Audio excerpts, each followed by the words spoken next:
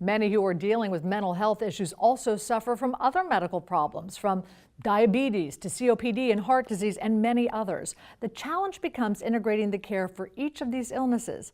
Andy Roesgen visited one facility in Nashville tackling that challenge. For decades, people here in Tennessee have been coming to Centerstone to treat their mental health issues.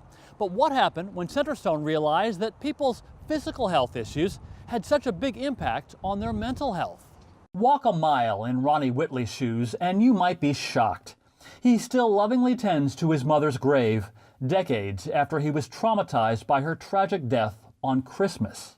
Ronnie came to Centerstone to finally get the mental health treatment he needed. But when Centerstone pursued integrated care and made room for primary care doctors in several of its clinics, well, the pieces really fell into place. I had blood pressure problems, things that I didn't even know was occurring in my body at the time. Centerstone CEO Bob Vero says the original challenge was breaking down the silos between behavioral physicians and primary care doctors. And unfortunately, we haven't been very good communicators.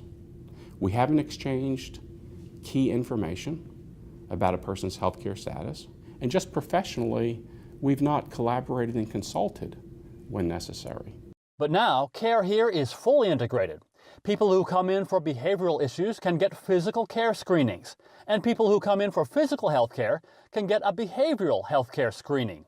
About 70% of those who come in for behavioral health problems also have physical problems, like COPD, diabetes, asthma, and nicotine addiction. The biggest impact that we can make on healthcare is addressing our behavior, right? I mean, what we choose to eat, what we choose to do, whether we choose to exercise. To get the integration off the ground, Centerstone brought in a registered nurse. They also sought ways to improve care coordination to solve the enormous challenge of keeping straight their patients' complex conditions and medications. And another huge part of the integration was managing all the patient data. Centerstone's Research Institute is now continually crunching the numbers through a platform it created called Enlighten Analytics. Centerstone is getting that data through several high-tech tools as part of its co-action health intervention model. Patients are getting smartphones that contain an app called Ginger.io from its San Francisco tech partner. Through the use of the smartphones, providers can track patients' movements and when they're communicating. It's all with the patient's consent, and it's HIPAA compliant. Another data collecting tool, Fitbit pedometers for patients, which have been motivating them to get more active and take more steps.